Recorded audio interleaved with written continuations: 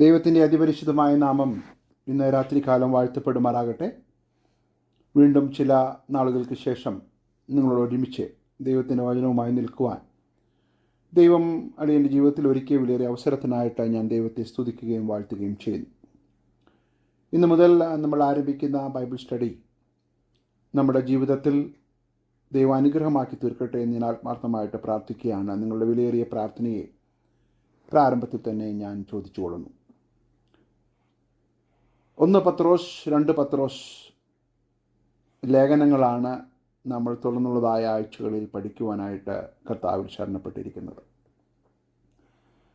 അധികം മുഖവര കൂടാതെ തന്നെ അതിൻ്റെ ഒരാമുഖത്തിലേക്ക് ഞാൻ ഇന്ന് രാത്രികാലം കടക്കുവാനായിട്ട് ആഗ്രഹിക്കുകയാണ്. നമുക്കറിയാം, ഗെനസരത്ത് തടാകത്തിൻ്റെ അടുത്ത് വെച്ച് കർത്താവ് പത്രോസിനെ വിളിച്ചു. ആ വിളി വളരെ ശക്തമായിട്ടുള്ളതായ ഒരു വിളിയാണ്. അന്ന് ഇറങ്ങിത്തിരിച്ചതായ പത്രോസ് തൻ്റെ വിശ്വാസത്തിൻ്റെ യാത്രയിൽ പലവിധമായ പ്രതികൂലങ്ങളിലൂടെയും പലവിധമായ പ്രയാസങ്ങളിലൂടെയും പലവിധമായ ജീവിത അനുഭവങ്ങളിലൂടെയും താൻ കടന്നുപോയി. താൻ ഒരു അപ്പോസ്തോലനായി മാറി ക്രിസ്തീയ സഭയുടെ ഒരു വളരെ ശക്തമായ ഒരു ലീഡറായി താൻ മാറുന്നതായിട്ട് നമ്മൾ കാണുകയാണ്. അങ്ങനെ ഒരു ചീഫ് അപ്പോസ്തോൽ എന്ന് പറയത്തക്ക രീതിയിൽ പത്രോസിനെ രൂപാന്തരപ്പെടുത്തിയ ദൈവം ആ പത്രോസിൻ്റെ കയ്യാൽ രേഖപ്പെടുത്തിയിട്ടുള്ളതായ ലേഖനങ്ങളാണ് 1 പത്രോസും 2 പത്രോസും. റോമൻ പ്രൊവിൻഷ്യയിലുള്ളതായ ചിതറിപ്പോയ വിശ്വാസികൾ വളരെയധികം ശക്തമായ പീഡനത്തിലൂടെ കടന്നു പോകുന്ന ഒരു കാലഘട്ടത്തിൽ അവരെ ഉറപ്പിക്കുവാൻ വേണ്ടി ചിതറിപ്പാർത്ത വിശ്വാസികൾക്ക് താൻ എഴുതുന്ന ലേഖനമാണ് 1 പത്രോസ് ലേഖനം. അതിലേക്ക് നമ്മൾ കടക്കുന്നതിന് മുൻപായി അതിൻ്റെ 1-ാമത്തെ വാക്യത്തിൽ കാണുന്ന ഒരു ചിന്ത ഇന്ന് രാത്രികാലം നിങ്ങളോട് പങ്കുവയ്ക്കുവാൻ ഞാൻ ആഗ്രഹിക്കുകയാണ്. ഇങ്ങനെയാണ് പത്രോസ് പറഞ്ഞു തുടങ്ങുന്നത്: യേശു ക്രിസ്തുവിൻ്റെ അപ്പോസ്തോലനായ പത്രോസ്, പൊന്തോസിലും ഗലാത്തിയിലും കപ്പദോക്യയിലും ആസിയിലും ബിഥുന്യയിലും ചിതറിപ്പാർക്കുന്ന പരദേശികളും എന്ന് പറഞ്ഞുകൊണ്ടാണ് പത്രോസ് തൻ്റെ ലേഖനം ആരംഭിക്കുന്നത്. ഏർലി AD 60 ആണ് ഇത് എഴുതപ്പെട്ടത് എന്ന് നമ്മൾ വിശ്വസിക്കുകയും അന്നത്തെ തീവ്രമായിട്ടുള്ള ഒരു പെർസിക്യൂഷൻ, ഒരു പീഡന അനുഭവത്തിലൂടെ സഭ കടന്നുപോയപ്പോൾ അവരെ ഉറപ്പിക്കുവാൻ വേണ്ടി പത്രോസ് എഴുതുന്നതായ ലേഖനമാണ്. എന്നാൽ താൻ പറഞ്ഞു തുടങ്ങുന്ന കാര്യം ഞാൻ ആരാണെന്നുള്ളത് വളരെ വ്യക്തമായി നിങ്ങൾ മനസ്സിലാക്കണം. ഞാൻ ആരാണ്? ഞാൻ യേശു ക്രിസ്തുവിൻ്റെ അപ്പോസ്തോലനായ Pathros. Praise the Lord. Yeshu ക്രിസ്തുവിൻ്റെ അപ്പോസ്തോലനായ പത്രോസ്. ആ ഒരു ഇൻട്രൊഡക്ഷനിൽ നിന്ന് തന്നെ നമുക്ക് ശക്തമായിട്ട് മനസ്സിലാക്കുവാൻ സാധിക്കുന്ന ഒരു കാര്യമെന്ന് പറയുന്നത് പത്രോസിൽ വന്നതായ ആത്മധൈര്യമാണ്, കൺവിക്ഷനാണ്. താൻ ആരാണെന്നുള്ളതായ ബോധ്യം പത്രോസിന് നല്ലപോലെ ഉണ്ടായി എന്നുള്ളതാണ്. അത് വളരെയധികം ഗൗരവപൂർണമായി ചിന്തിക്കേണ്ടതായ ഒരു വിഷയമാണ്. കാരണം പത്രോസിൻ്റെ യേശുവുമായിട്ടുള്ള ബന്ധം തുടങ്ങുന്നത് മത്തായി സുവിശേഷം 4-ാം അധ്യായം അതിൻ്റെ 18, 19, 20 വാക്യങ്ങളിൽ നമ്മൾ കാണുകയാണ്. അവൻ ഗലീല കടൽ പുറത്ത് നടക്കുമ്പോൾ പത്രോസ് എന്നു പേരുള്ള ശീമോൻ, അവൻ്റെ സഹോദരനായ അന്ത്രയോസ് എന്നിങ്ങനെ മീൻ പിടിക്കാരായ 2 സഹോദരന്മാർ കടലിൽ വല വീശുന്നത് കണ്ടു. എൻ്റെ പിന്നാലെ വരുവീൻ, ഞാൻ നിങ്ങളെ മനുഷ്യരെ പിടിക്കുന്നവരാക്കും എന്ന് അവരോട് പറഞ്ഞു. ഉടനെ അവർ വല വിട്ടേച്ച് അവനെ അനുഗമിച്ചു. അപ്പോൾ അവർ എന്ന ആ ആ കൂട്ടരിൽ പത്രോസ് ഉണ്ടായിരുന്നു എന്ന് നമ്മൾ മനസ്സിലാക്കിയാണ്. ശീമോൻ എന്നുള്ള പേരുള്ളതായ പത്രോസ്. അപ്പോൾ യേശുവിനെ ആദ്യമായിട്ട് താൻ കണ്ടുമുട്ടുകയും യേശുവിനെ കുറിച്ച് അറിയുകയും ആ ഗുരുവിൻ്റെ പിന്നാലെ പോകുവാൻ വേണ്ടി ഇറങ്ങിത്തിരിക്കുകയും ചെയ്ത പത്രോസിനെ നമ്മളിവിടെ കാണുകയാണ്. വല ഉപേക്ഷിച്ച് തനിക്ക് അറിയാവുന്നതായ മീൻപിടുത്തം അത് മാറ്റിവെച്ചിട്ട് ഇനിയുള്ള കാലം യേശുവിൻ്റെ പിന്നാലെ ഇറങ്ങിത്തിരിച്ചതായ പത്രോസ്. ആ പത്രോസാണ് ഇവിടെ പറയുന്നത്, ഞാൻ യേശു ക്രിസ്തുവിൻ്റെ അപ്പോസ്തോലനാണ്. ഒന്നുകൂടി കടത്തിപ്പറഞ്ഞാൽ എൻ്റെ മേൽ ഇപ്പോൾ അവകാശമുള്ളവൻ യേശു ക്രിസ്തു മാത്രമാണ്. കഴിഞ്ഞ വർഷങ്ങളിൽ എൻ്റെ ജീവിത അനുഭവത്തിൽ നിന്നും എനിക്ക് മനസ്സിലാക്കുവാൻ സാധിച്ച കാര്യം പത്രോസ് പറയുകയാണ്, മറ്റുള്ളവരുടേതായിരിക്കുന്നതിനേക്കാൾ യേശു ക്രിസ്തുവിൻ്റെ അപ്പോസ്തോലൻ എന്ന് അറിയപ്പെടുന്നതിലാണ് ഞാൻ അഭിമാനം കൊള്ളുന്നത്. പലവിധമായ സാഹചര്യങ്ങളിൽ പത്രോസ് പതറിപ്പോകുവാനിടയായിത്തീരുന്ന അനുഭവങ്ങൾ ഉണ്ടായിട്ടുണ്ട്. എന്നാൽ അതിലൂടെയെല്ലാം താൻ വിജയിച്ച് കടന്നു വന്ന് ഇപ്പോൾ എത്തി നിൽക്കുന്നതായ ഈ അവസ്ഥയിൽ താൻ ആ ലേഖനം എഴുതുമ്പോൾ വളരെ ശക്തമായി, വളരെ ആത്മാഭിമാനത്തോടെ, വളരെ ചങ്കൂറ്റത്തോടെ, വളരെ വളരെ ബോധ്യത്തോടെ പത്രോസ് പറയുകയാണ്, ഞാൻ യേശു ക്രിസ്തുവിൻ്റെ അപ്പോസ്തോലനാണ്. Price the Lord. പൗലോസിൻ്റെ ഭാഷയിലും നമുക്കിത് കാണുവാനായിട്ട് സാധിക്കുകയാണ്. പൗലോസ് വളരെ ശക്തമായിട്ട് കർത്താവിന് വേണ്ടി പ്രവർത്തിച്ചതായ ഒരു അപ്പോസ്തോലനാണ്. താൻ 12 അപ്പോസ്തലന്മാരുടെ കൂട്ടത്തിൽ ഇല്ലാത്തവനായിരുന്നുവെങ്കിൽ പോലും വളരെ ശക്തമായ ഒരു പൊസിഷൻ പൗലോസിന് ലഭിച്ചു. അതുപോലെ പത്രോസ് വളരെ ശക്തമായ രീതിയിൽ ഇവിടെ തൻ്റെ സ്ഥാനം, അല്ലെങ്കിൽ തൻ്റെ സ്ഥാനം എന്ന് പറയുന്നത് തൻ്റെ പേരിന് വേണ്ടിയല്ല, ക്രിസ്തുവിലുള്ള തൻ്റെ ആ പൊസിഷൻ വളരെ വ്യക്തമായിട്ട് പത്രോസ് ഇവിടെ പറയുകയാണ്. പിന്നീട് പത്രോസിനെ നമ്മൾ മറ്റൊരു സ്ഥലത്ത് കാണുന്ന 16-ാം അധ്യായം, മത്തായി സുവിശേഷം 16-ാം അധ്യായത്തിൽ ചില സന്ദർഭങ്ങൾ ഞാൻ തൊട്ടുപോകുകയാണ്. കർത്താവ് ശിഷ്യന്മാരോട് ചോദിച്ചൊരു ചോദ്യം, നിങ്ങളോ എന്നെ ആരെന്ന് പറയുന്നു എന്ന് അവൻ ചോദിച്ചതിനെ ശീമോൻ പത്രോസ്, നീ ജീവനുള്ള ദൈവത്തിൻ്റെ പുത്രനായ ക്രിസ്തു എന്ന് ഉത്തരം പറഞ്ഞു. അപ്പോൾ യേശു ക്രിസ്തു ആരായിരുന്നു എന്നുള്ളതിനെക്കുറിച്ച് വളരെ ശക്തമായ ബോധ്യമുണ്ടായിരുന്ന ഒരു വ്യക്തിയായിരുന്നു പത്രോസ്. അതുകൊണ്ട് തന്നെ നമ്മൾ തുടർന്നുള്ളതായ ദിവസങ്ങളിൽ ആ ലേഖനം പഠിക്കുമ്പോൾ നമുക്ക് മനസ്സിലാക്കുവാൻ സാധിക്കും, ക്രിസ്തുവുമായിട്ടുള്ള തൻ്റെ അഭേദ്യമായ ബന്ധം ആ ലേഖനങ്ങളിൽ നമുക്ക് കാണുവാനായിട്ട് സാധിക്കുകയാണ്. അപ്പം നീ ജീവനുള്ള ദൈവത്തിൻ്റെ പുത്രനായ ക്രിസ്തു എന്ന് ഉത്തരം പറഞ്ഞു. മറ്റു പല അഭിപ്രായങ്ങൾ പറഞ്ഞപ്പോൾ, യേശുവിനെ കുറിച്ചുള്ളതായ അഭിപ്രായങ്ങൾ ജനങ്ങൾ പല രീതിയിൽ പറഞ്ഞപ്പോൾ പത്രോസ് പറയുകയാണ്, നീ ആരാണെന്ന് എനിക്ക് വളരെ വ്യക്തമായിട്ട് അറിയാം, നീ ജീവനുള്ള ദൈവത്തിൻ്റെ പുത്രനായ ക്രിസ്തു. ക്രിസ്ത്യൻ തിയോളജിയുടെ ഫൗണ്ടേഷൻ എന്ന് പറയുന്ന ഒരു ആപ്തവാക്യമാണ് പത്രോസ് അവിടെ പ്രഖ്യാപിച്ചത്. യേശു എന്താണ് അതിന് മറുപടി പറഞ്ഞത്? 17-ാമത്തെ വാക്യത്തിൽ യേശു അവനോട്, ബറയോനായ ശിമോനെ, നീ ഭാഗ്യവാനാണ്, യു ആർ ബ്ലെസ്ഡ്. കാരണം ജഡരക്തങ്ങൾക്ക് വെളിപ്പെടാതിരുന്നതായ ഒരു സത്യം, വളരെ മാർമികമായിട്ടുള്ള ആത്മീക സത്യം, സ്വർഗസ്ഥനായ എൻ്റെ പിതാവത്രേ നിനക്കിത് വെളിപ്പെടുത്തിയത്. അപ്പോൾ പിതാവായ ദൈവം പുത്രനെക്കുറിച്ചുള്ള വെളിപ്പാട് പത്രോസിന് അവിടെ കൊടുക്കുന്നു എന്ന് നമ്മൾ കാണുകയാണ്. എന്നിട്ട് കർത്താവ് പറയുകയാണ്, നീ പത്രോസാകുന്നു, ഈ പാറമേൽ ഞാൻ എൻ്റെ സഭയെ പണിയും, പാതാള ഗോപുരങ്ങൾ അതിന് ജയിക്കുകയില്ല ഞാൻ നിന്നോട് പറയുന്നു. യേശു ക്രിസ്തു എന്ന പാറമേൽ പണിയുന്നു. എന്നിട്ട് പറയുകയാണ്, സ്വർഗരാജ്യത്തിൻ്റെ താക്കോൽ ഞാൻ നിനക്ക് തരുന്നു. അപ്പോൾ ആ അധികാര കൈമാറ്റം, ആ വെളിപ്പാടിൻ്റെ അവസ്ഥയിൽ, ആ വെളിപ്പാട് പത്രോസ് പറഞ്ഞപ്പോൾ ആ അധികാരം കൈമാറുകയാണ്. Price the Lord. അധികാരം എന്ന് പറയുമ്പോൾ ആ അപ്പോസ്തോലിക അധികാരം, അതാണ് 12 അപ്പോസ്തലന്മാരും പിന്നീട് ചെയ്യുവാനായിട്ട് ഇടയായിത്തീരുന്നു. അതിൽ പ്രമുഖനായിരുന്നു, ഒന്നാമനെന്ന് പറയത്തക്ക രീതിയിൽ പത്രോസ് മുന്നോട്ട് വരികയാണ്. ഇങ്ങനെ ഓരോരോ സന്ദർഭങ്ങളിലും നമ്മൾ പത്രോസിനെ വളരെ വ്യത്യസ്തമായിട്ട് കാണുകയാണ്. എനിക്ക് മനസ്സിലാക്കുവാൻ സാധിച്ചത്, യേശു ക്രിസ്തു ഏറ്റവും അധികം സംസാരിച്ചത് പത്രോസിനോടായിരിക്കാം, ഏറ്റവും അധികം ശാസിച്ചതും പത്രോസിനെ ആയിരിക്കാം. ഏറ്റവും അധികം സമയം പങ്കിട്ടതും ഒരുപക്ഷെ പത്രോസിനോട് കൂടി ആയിരിക്കാം. 14-ാം അധ്യായത്തിലേക്ക് വരുമ്പോൾ, മത്തായി സുവിശേഷം 14-ാം അധ്യായത്തിൽ വരുമ്പോൾ അവിടെ ഒരു ശക്തമായ ഒരു കൊടുങ്കാറ്റ് അടിച്ച അനുഭവം നമുക്ക് കാണുവാനായിട്ട് സാധിക്കും. 14-ാം അധ്യായം. ഉടനെ യേശു 4-ാം യാമത്തിലൂടെ ധൈര്യപ്പെടുവിൻ, ഞാനാകുന്നു, പേടിക്കേണ്ട എന്ന് പറഞ്ഞു. കാരണം കൂടെയുള്ള എല്ലാവരും, ബോട്ടിലുള്ള എല്ലാവരും, തൻ്റെ ശിഷ്യന്മാരെല്ലാവരും ഭയന്ന് ഇതൊരു ഭൂതമാണോ എന്ന് തോന്നത്തക്ക രീതിയിൽ അവർ ഭയവിഹുലരായി.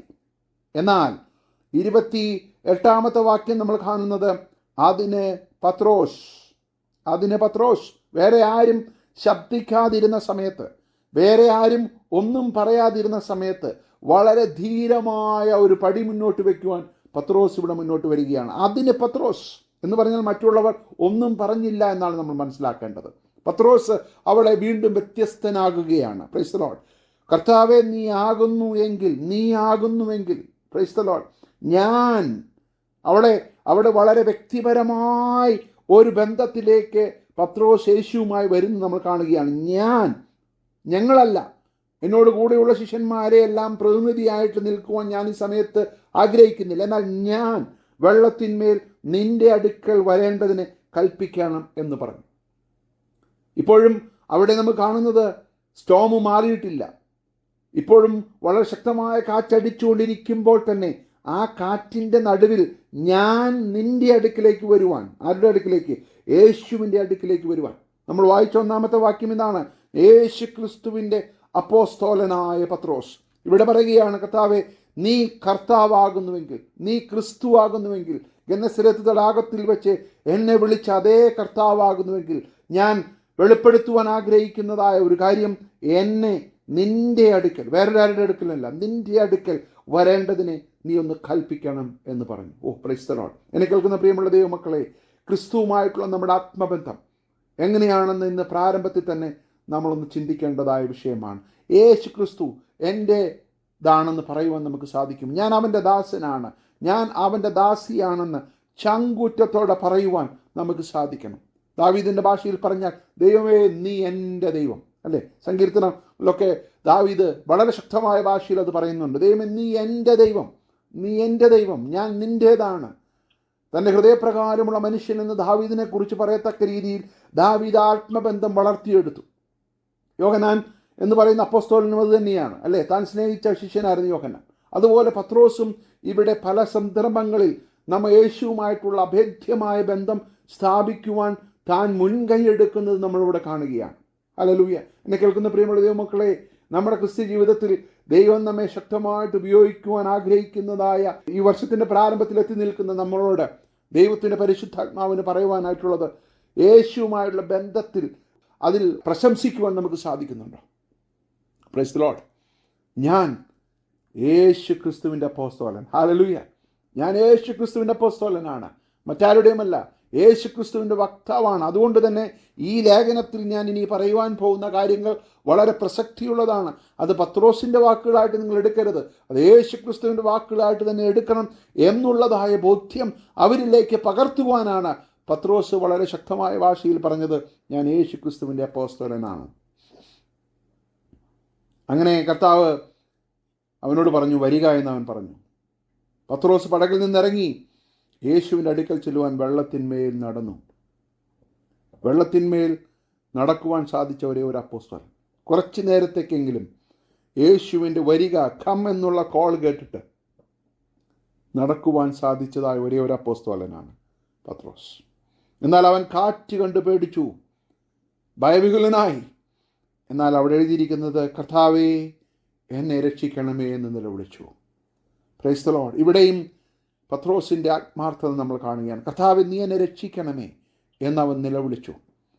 അവിടെ എഴുതിയിരിക്കുന്ന 31-ാമത്തെ വാക്യം, യേശു ഉടനെ കൈനീട്ടി അവനെ പിടിച്ചു. നീ അല്പവിശ്വാസിയെ എന്തിന് സംശയിച്ചു എന്ന് പറഞ്ഞ് യേശുവും പത്രോസും പടകിൽ കയറിയപ്പോൾ കാറ്റ് ശമിക്കുവാനിടയായിത്തീർന്നു. ഹല്ലേലൂയ. ആ ക്രിസ്തുവുമായ ആത്മബന്ധത്തിൻ്റെ മറ്റൊരു ചിത്രം ഇവിടെ കാണുകയാണ്. അവൻ കാറ്റ് കണ്ട് പേടിച്ചപ്പോൾ, കർത്താവേ, എന്നെ രക്ഷിക്കണമേ, കർത്താവേ, എന്നെ രക്ഷിക്കണമേ എന്ന് നിലവിളിച്ചപ്പോൾ യേശു ഉടനെ അവനെ പിടിച്ചു. Price the Lord. ഹല്ലേലൂയ. അപ്പോഴേക്കും അവൻ യേശു കൈയെത്താവുന്ന ദൂരത്തായി കഴിഞ്ഞിരുന്നു. ഞാൻ യേശു ക്രിസ്തുവിൻ്റെ അപ്പോസ്തലൻ. ഹല്ലേലൂയ.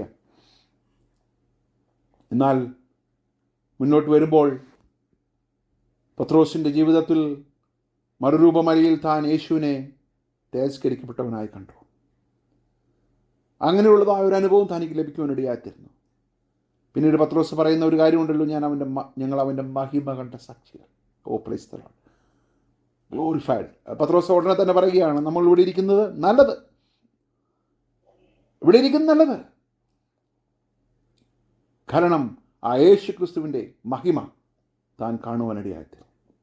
വീണ്ടും തൻ്റെ ആത്മബന്ധം വർദ്ധിക്കുകയാണ്. Price the Lord. ഇങ്ങനെ പലവിധമായ സന്ദർഭങ്ങളിൽ പത്രോസ് യേശുവുമായിട്ടുള്ള ഭേദ്യമായ ബന്ധം സ്ഥാപിക്കുവാനിടയായിത്തീർന്നിട്ടുണ്ട്. എന്നാൽ ഒരു ബലഹീന നിമിഷത്തിൽ തനിക്കുണ്ടായ അനുഭവം നമുക്കറിയാം. ഇന്ന് ഏറ്റവും കൂടുതൽ പത്രോസിൻ്റെ ജീവിതത്തെക്കുറിച്ച് പറയുമ്പോൾ ഹൈലൈറ്റ് ചെയ്യപ്പെടുന്ന ഒരു ഭാഗമാണ് പത്രോസ് യേശുവിനെ തള്ളിപ്പറഞ്ഞത്. അത് എഴുതി വച്ചിട്ടുണ്ട്. 26-ാം അധ്യായത്തിലേക്ക് വരുമ്പോൾ മത്തായി 26-ാം അധ്യായത്തിൻ്റെ 69 മുതൽ 75 വരെയുള്ളതായ വാക്യങ്ങളിൽ നമ്മൾ കാണുന്നൊരു കാര്യമാണ്. അതിനവൻ, നീ പറയുന്നത് എനിക്ക് തിരിയുന്നില്ല എന്നെല്ലാവരും കേൾക്കെ തള്ളിപ്പറഞ്ഞു. പിന്നെ അവൻ പടിപ്പുരയിലേക്ക് പുറപ്പെടുമ്പോൾ മറ്റൊരുത്തി അവനെ കണ്ടു. അവിടെയുള്ളവരോട്, ഇവനും നസ്രായനായ യേശുവിനോട് കൂടി ആയിരുന്നു എന്ന് പറഞ്ഞു. ആ മനുഷ്യനെ ഞാൻ അറിയുന്നില്ല എന്നവൻ രണ്ടാമത് ആളെയോട് തള്ളിപ്പറഞ്ഞു.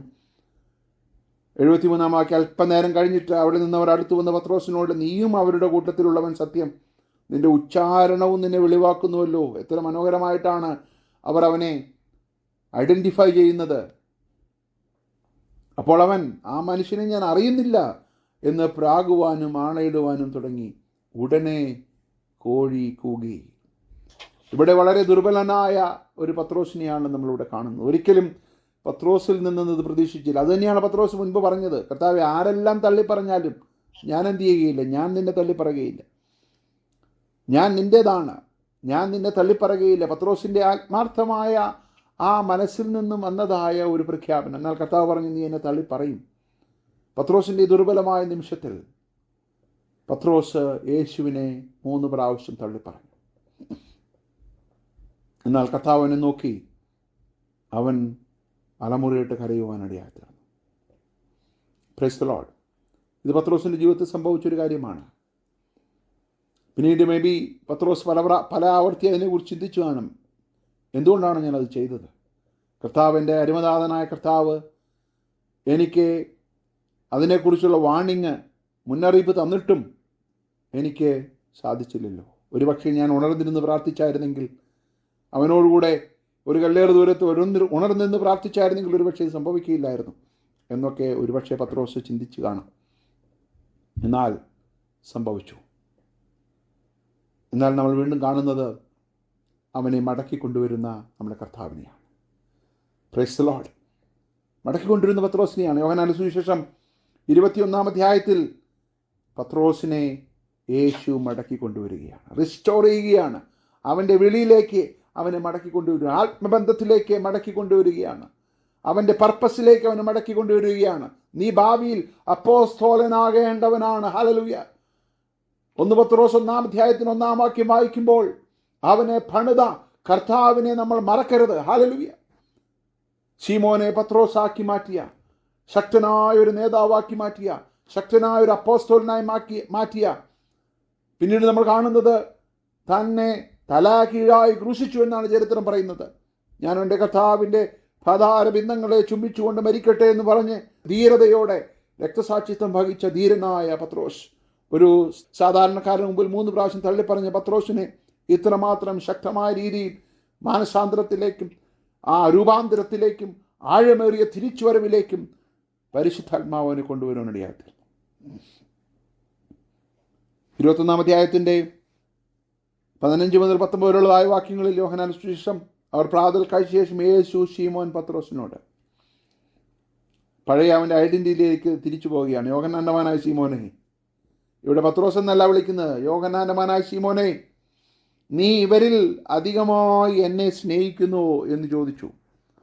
എന്താണ് ആ ചോദ്യത്തിൻ്റെ അർത്ഥം? പത്രോസ്, ഇതുവരെയുള്ളതായ നിൻ്റെ ഇടപെടലുകളിൽ എനിക്കത് മാത്രമേ കാണുവാൻ സാധിച്ചിട്ടുള്ളൂ. എന്നെ യേശു എന്ന് ഏറ്റു പറഞ്ഞു. കടലിന്മേൽ നീ നടക്കുവാൻ ശ്രമിച്ചു. ഞാൻ നിന്നെ വിളിച്ചപ്പോൾ നീ ഇറങ്ങിത്തിരിച്ചു. എത്രയോ അനുഭവങ്ങൾ നമ്മൾ തമ്മിൽ ഉണ്ടായിട്ടുണ്ട്. എന്നാൽ എന്നെ നീ തള്ളിപ്പറഞ്ഞു. എന്നാൽ വീണ്ടും ഞാൻ നിന്നെ മടക്കിക്കൊണ്ടുവരാൻ ആഗ്രഹിക്കുകയാണ്. ആ സമയത്ത് നിൻ്റെ ഒരു കമ്മിറ്റ്മെൻ്റാണ് എനിക്ക് ആവശ്യം. ഞാൻ നിൻ്റേതും നീ എൻ്റേതും മാത്രമാണെന്നുള്ള ഒരു അഭേദ്യമായ ബന്ധത്തിലേക്ക് നീ വരണം പത്രോസേ. എങ്കിൽ മാത്രമേ നീ ലേഖനം എഴുതുമ്പോൾ നിനക്ക് പറയുവാൻ സാധിക്കുകയുള്ളൂ, ഞാൻ യേശുക്രിസ്തുവിൻ്റെ അപ്പോസ്തലൻ. ഹല്ലേലൂയ. പരിശുദ്ധാത്മാവിൻ്റെ അനുവാദത്തോടുകൂടി ഞാനൊരു വാക്യം അവിടെ ചേർക്കട്ടെ. യേശുക്രിസ്തുവിൻ്റെ മാത്രം അപ്പോസ്തലൻ, യേശുക്രിസ്തുവിൻ്റെ മാത്രം പ്രതിനിധി, വേറെ ആരുടെയും അല്ലാത്ത പത്രോസിനെ നമ്മളിവിടെ കാണുകയാണ്. ആ ചോദ്യം തന്നെയാണ് കർത്താവ് ഇവിടെ ചോദിച്ചത്, അല്ലേ? എന്താണ് ചോദിച്ചത്? നീ എന്നെ സ്നേഹിക്കുന്നു എന്നല്ല ചോദിച്ചത്. നീ ഇവരിൽ അധികമായി എക്സ്ക്ലൂസീവായിട്ടുള്ള ഒരു സ്നേഹം, അല്ലേ? ഒന്നാമത്തെ കൽപ്പന ഇസ്രായേൽ മക്കൾ കൊടുത്തപ്പോൾ ഞാൻ അല്ലാതെ അന്യ ദൈവങ്ങൾ ഉണ്ടാകരുത്, ഞാൻ മാത്രമായിരിക്കണം നിങ്ങളുടെ ദൈവം എന്നുള്ളതാണ് ഒന്നാമത്തെ കൽപ്പന. ഞാനും ഒരു ദൈവമായിരിക്കണം എന്നായിരുന്നു ഒരു കൽപ്പന എങ്കിൽ ഇസ്രായേൽ മക്കൾ അത് പാലിക്കുമായിരുന്നു. അതല്ല ഇവിടുത്തെ വിഷയം. പത്രോസേ, നീ എന്നെ സ്നേഹിക്കുന്നുവോ എന്നല്ല ചോദ്യം. ആ ചോദ്യത്തിന് ഇനി പ്രസക്തിയില്ല. നീ എന്നെ ഇവരിൽ അധികമായി സ്നേഹിക്കുന്നുവോ? ഞാനാണോ നിന്റെ നമ്പർ 1? Price the Lord. കർത്താവേ, എനിക്ക് നിന്നോട് പ്രിയമുണ്ട്, എൻ്റെ കുഞ്ഞാടുകളെ മേയ്ക്ക എന്ന് അവനോട് പറഞ്ഞു. രണ്ടാമത് അവനോട്, യോഹന്നാനവനായ ശീമോനെ, നീ എന്നെ സ്നേഹിക്കുന്നുവോ എന്ന് ചോദിച്ചു. അതിന് കർത്താവേ, എനിക്ക് നിന്നോട് പ്രിയമുണ്ടെന്ന് പറഞ്ഞു. എൻ്റെ ആടുകളെ പാലിക്കുക എന്നവനോട് പറഞ്ഞു. മൂന്നാമത് അവനോട്, യോഹന്നാനവനായ ശീമോനെ, നിനക്ക് എന്നോട് പ്രിയമുണ്ടോ എന്ന് ചോദിച്ചു. എന്നോട് പ്രിയമുണ്ടോ എന്ന് മൂന്നാമതും ചോദിക്കിയാൽ പത്രോസ് ദുഃഖിച്ചു, തകർന്നു. കർത്താവേ, നീ സകലവും അറിയുന്നു, എനിക്ക് നിന്നോട് പ്രിയമുണ്ട് എന്നും നീ അറിയുന്നു എന്ന് അവനോട് പറഞ്ഞു. യേശു അവനോട്, എൻ്റെ ആടുകളെ മേയ്ക്ക എന്ന് പറഞ്ഞു. Price the Lord. ഇവിടെ നമ്മൾ പത്രോസിനെ ആ പർപ്പസിലേക്ക് മടക്കിക്കൊണ്ടുവരും നമ്മൾ കാണുക. അവിടെ വെച്ച് പത്രോസിനെ ദൈവം വീണ്ടും തൻ്റെ ഉത്തരവാദിത്വത്തിലേക്ക് മടക്കിക്കൊണ്ടുവരികയാണ്. പത്രോസേ, നീ പിന്മാറ്റത്തിലോട്ട് പോയി, നീ എന്നെ വിട്ടുപോയി, പക്ഷേ ഞാൻ നിന്നിൽ ശക്തനായൊരു അപ്പോസ്തലനെയാണ് കണ്ടിട്ടുള്ളത്. Price the Lord. ഹല്ലേലൂയ. എന്നെ കേൾക്കുന്ന പ്രിയമുള്ള ദൈവമക്കളെ, നമ്മുടെ ക്രിസ്ത്യ ജീവിതത്തിൻ്റെ യാത്രയിൽ ദൈവത്തിൻ്റെ വലിയ ഉദ്ദേശങ്ങളുടെ മൈൽ സ്റ്റോണുകൾ ഇനിയും നമുക്ക് പിന്നിടുവാനുണ്ട്. അതിലേക്ക് നമ്മൾ എത്തും മുൻപേ നമ്മെ പണിയുന്ന ഒരു ദൈവമുണ്ട്. Price the Lord. നമ്മെ പണിയുന്നൊരു ദൈവമുണ്ട്. ആ ദൈവത്തിൻ്റെ കരങ്ങളിൽ താഴ്ന്നിരിക്കുവാനായിട്ട് നമുക്ക് സാധിക്കണം. പത്രോസ് തൻ്റെ ലേഖനത്തിൽ പറയുന്ന ഒരു കാര്യമുണ്ട്, അവൻ്റെ ബലമുഴ കൈക്കീഴിൽ താണിരിപ്പിൻ. തക്ക സമയത്ത് അവൻ നിന്നെ ഉയർത്തുവാൻ. ആ ഒരു അനുഭവത്തിലൂടെ പത്രോസ് പോയി എന്ന് നമ്മൾ കാണുകയാണ്. Price the Lord. അങ്ങനെ തൻ്റെ അരിമനാഥനായ യേശുക്രിസ്തുവിൻ്റെ അപ്പോസ്തലത്വത്തിലേക്ക് പത്രോസിനെ ദൈവം മടക്കിക്കൊണ്ടുവരികയാണ്. ഹല്ലേലൂയ. അങ്ങനെ മടക്കിക്കൊണ്ടുവന്നതായ പത്രോസിനെ നമ്മൾ പിന്നീട് അപ്പോസ്തല പ്രവൃത്തി 1-ാം അധ്യായത്തിൽ കാണുന്നത് മറ്റൊരു പത്രോസായിട്ടാണ്. അവരൊരുമിച്ച് കൂടിയിരിക്കുമ്പോൾ പത്രോസ് 1-ാം അധ്യായത്തിൽ, അപ്പോസ്തല പ്രവൃത്തി 1-ാം അധ്യായത്തിൽ നമ്മൾ പത്രോസിനെ കാണുന്നത്, പത്രോസ് എഴുന്നേറ്റ് എന്ന് പറയുകയാണ്, യൂദ ഇസ്കറിയോത്താവിൻ്റെ സ്ഥാനത്തേക്ക് ഒരു വ്യക്തിയെ തിരഞ്ഞെടുക്കുവാൻ പത്രോസ് മുൻകൈ എടുക്കുന്നു. അങ്ങനെ മത്തിയാസിനെ തിരഞ്ഞെടുക്കുന്നു. 2-ാം അധ്യായത്തിലേക്ക് വരുമ്പോൾ പത്രോസ് ഉൾപ്പെടെ അവിടെ കൂടിയിരുന്ന എല്ലാവരുടെ മേലും പരിശുദ്ധാത്മാവ് വരുവാനായിട്ട് ഇടയാക്കി. പരിശുദ്ധാത്മാവിൻ്റെ ശക്തമായിട്ടുള്ളതായ ഒരു ആത്മനിറവ് അവിടെ നടന്നു. ആ കൂട്ടത്തിൽ പത്രോസും ആത്മാവിനാൽ നിറഞ്ഞു. പത്രോസിനെ ദൈവം രൂപാന്തരപ്പെടുത്തുന്നതിൻ്റെ മറ്റൊരു ഘട്ടമാണ് നമ്മളിവിടെ കാണുന്നത്. Price the Lord. പരിശുദ്ധാത്മാവ് പത്രോസിൻ്റെ മേൽ വന്നപ്പോൾ അവനിനി ഭീരുവല്ല, അവനിനി തള്ളിപ്പറഞ്ഞ പത്രോസ് അല്ല. Price the Lord. അവിടെ നമ്മൾ കാണുന്നത് നമുക്കറിയാവുന്ന ഭാഗമായതുകൊണ്ട് ഞാൻ പറഞ്ഞു പോവുകയാണ്. 11 പേരോടുകൂടി എഴുന്നേറ്റ് നിന്ന് താൻ ശക്തമായ ഒരു പ്രസംഗം താൻ പ്രസംഗിച്ചു. തനിക്കൊരു ഐഡിയ പോലും ഇല്ലായിരുന്നു ആ പ്രസംഗത്തിൻ്റെ ഒടുവിൽ 3000 പേരെ കർത്താവിനെ അനുസരിക്കുമെന്ന്. അങ്ങനെ ഒരു ഒരു ഒരു ക്ലൂ പോലും പരിശുദ്ധാത്മാവോട് കൊടുത്തില്ല. പരിശുദ്ധാത്മാവിനെ ഉദ്യമിപ്പിച്ചു. എന്നാൽ അവൻ്റെ ആ പത്രോസിൻ്റെ ലീഡർഷിപ്പിനെ ക്വസ്റ്റ്യൻ ചെയ്യുവാൻ ആർക്കും സാധിച്ചില്ല. 11 പേരോടുകൂടി വളരെ ശക്തമായ രീതിയിൽ പത്രോസ് അവിടെ പ്രസംഗിക്കുകയാണ്. Price the Lord. ആ പ്രസംഗത്തിൻ്റെ ഭാഗമായി 3000 പേർ യേശുവിനെ അറിയുവാനായിട്ട് ഇടയായിത്തീർന്നു. Praise the Lord. ഹല്ലേലൂയ. പത്രോസിൻ്റെ അവസാനത്തെ വാക്കുകൾ പത്രോസ് പ്രസംഗിച്ച ശേഷം അവരോട് പറയുന്ന കാര്യമുണ്ട്.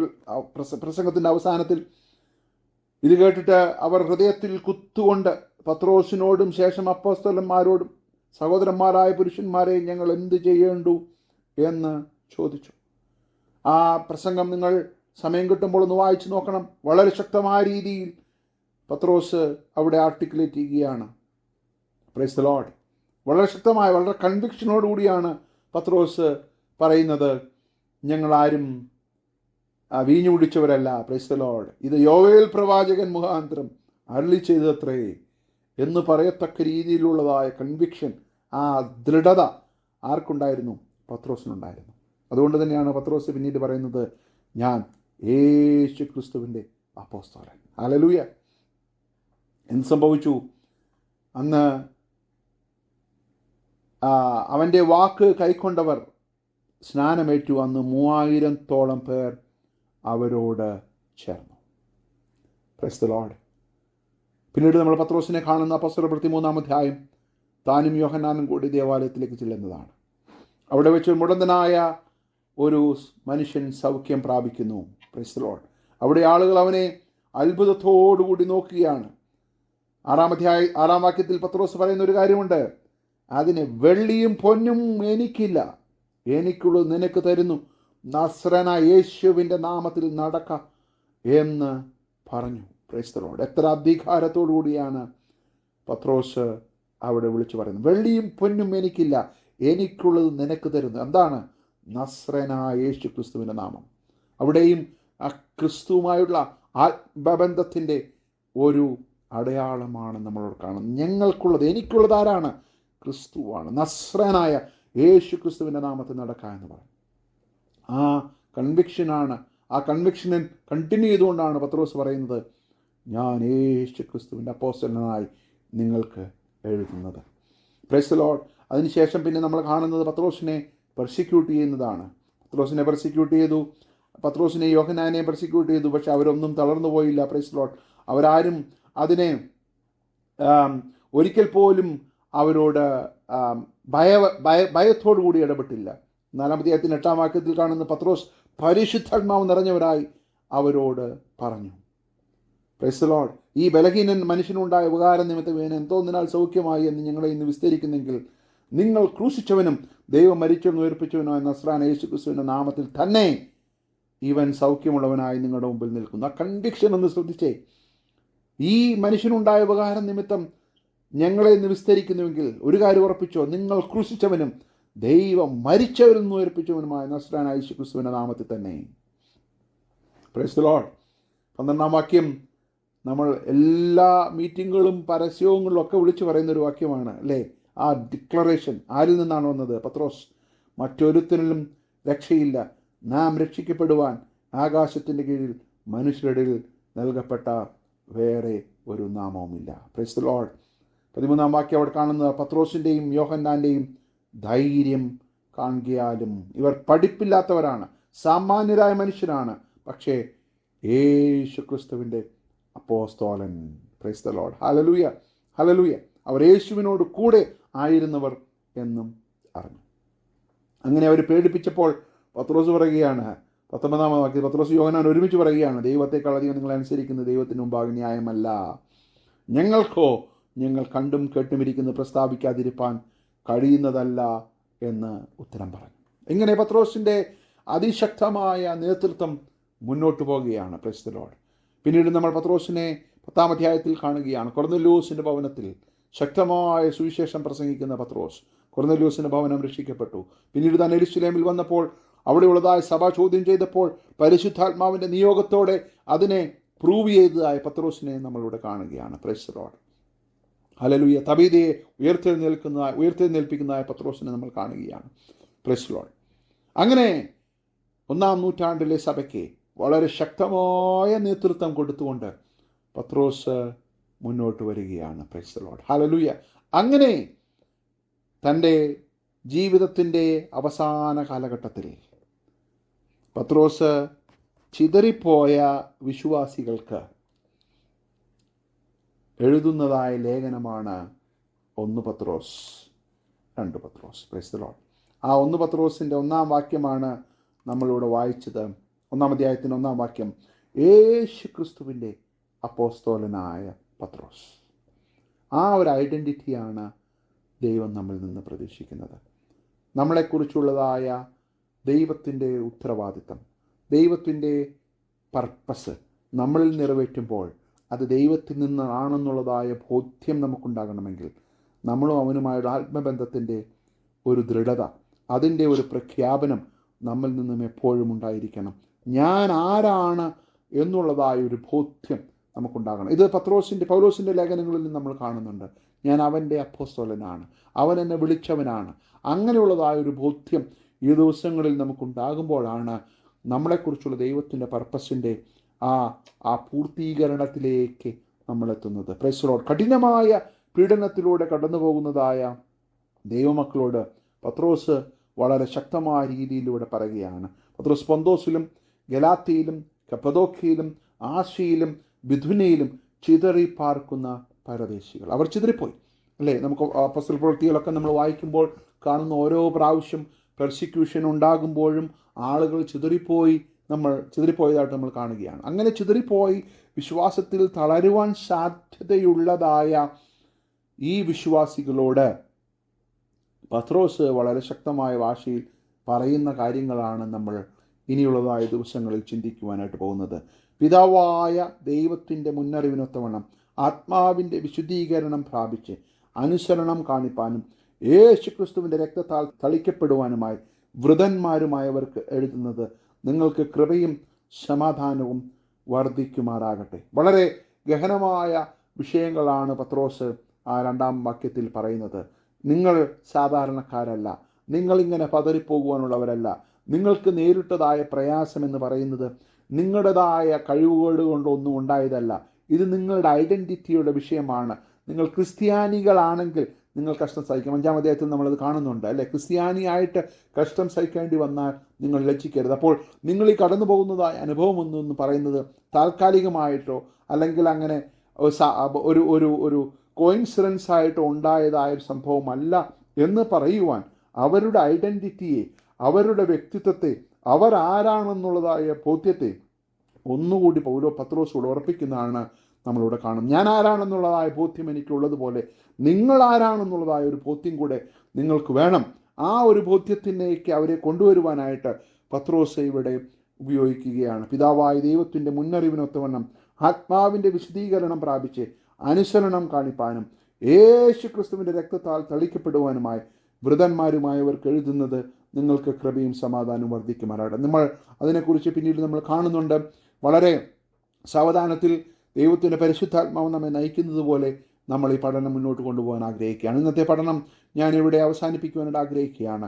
ഇത് നമ്മൾ ഇവിടെ അവസാനിപ്പിക്കുമ്പോൾ എനിക്ക് നിങ്ങളോട് പറയുവാനായിട്ടുള്ളത്, യേശു ക്രിസ്തുവിൻ്റെ അപ്പോസ്തലനായ പത്രോസ് എന്ന് താൻ ധൈര്യത്തോടെ പറഞ്ഞതുപോലെ ഈ ദിവസങ്ങളിൽ ക്രിസ്തുവുമായിട്ടുള്ള ആത്മബന്ധത്തിൻ്റെ ആ ഒരു അടിസ്ഥാനം ഈ ദിവസങ്ങൾ നമുക്ക് പുതുക്കുവാനിടയായിത്തീരട്ടെ. നമ്മുടെ രക്ഷയെക്കുറിച്ചുള്ളതായ ഒരു ബോധ്യം നമുക്കുണ്ടാകണം. നമ്മൾ ആരാണെന്നുള്ളതായ ഒരു ബോധ്യം നമുക്കുണ്ടാകണം.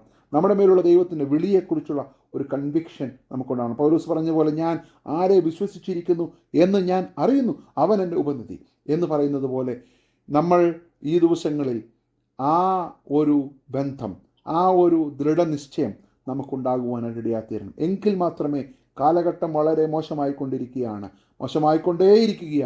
ആ കാലഘട്ടത്തിൽ വിശ്വാസത്തിൽ നമ്മൾ ഉറച്ചു നിൽക്കണമെങ്കിൽ നമ്മെ വിളിച്ചവൻ ആരാണ്, ഞാൻ ആരുടേതാണ് എന്നുള്ളതായ ബോധ്യം നമുക്കുണ്ടാകുകയും ആ ആത്മബന്ധത്തിൽ തുടരുവാനായിട്ട് നമുക്ക് ഇടയായിത്തീർന്നെങ്കിൽ മാത്രമേ പത്രോസിനെ പോലെ നമുക്കും പറയുവാൻ സാധിക്കണം, ഞാൻ യേശു ക്രിസ്തുവിൻ്റെ ദാസൻ, ഞാൻ യേശു ക്രിസ്തുവിൻ്റെ അപ്പോസ്തലൻ, ഞാൻ യേശു ക്രിസ്തുവിനാൽ അയക്കപ്പെട്ടവൻ, ഞാൻ യേശു ക്രിസ്തുവിനാൽ വീണ്ടെടുക്കപ്പെട്ടവൻ.